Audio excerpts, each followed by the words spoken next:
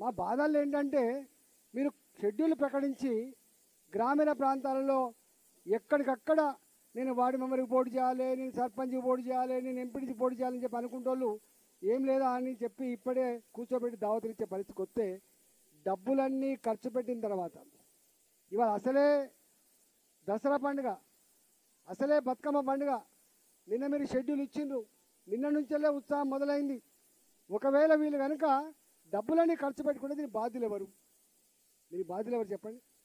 అందువల్ల దయచేసి మీరు ప్రభుత్వ పరంగా చెప్పాల్సింది ఏంటంటే మీరే ప్రెస్ మీట్ పెట్టి మీకు 8వ తారీఖు వరకు కోర్టులో ఆర్గ్యుమెంట్స్ ఉన్నాయి కాబట్టి కోర్టు డిసిషన్ వెలువరించిన తర్వాత ఎలక్షన్ నోటిఫికేషన్ ఇచ్చిన తర్వాతనే మీరు ఎన్నికల సమాయత్తం కమ్మని చెప్పాలి తప్ప మీరు ఆధారాబాధగా ఇట్లు ఇచ్చి వాళ్ళు అనుకుంటున్నారు పాపం ఎన్నికల షెడ్యూల్ అంటేనే ఎన్నికలు డిక్లేర్ అయిపోయినాయి అని అంటున్నారు. ఇవాళ మొత్తం రిజర్వేషన్లు ఇదొచ్చింది అదొచ్చిందని చెప్పి ఆతృత పడుతున్నారు. కాబట్టి ప్రభుత్వం ఇంత పెద్ద గంభీరమైన విషయాన్ని బీహార్ ఏం జరిగిందో చూసిన తర్వాత, మహారాష్ట్రలో కూడా ఏం జరిగిందో చూసిన తర్వాత తెలంగాణ ప్రజానికాన్ని వంచకూడదని చెప్పి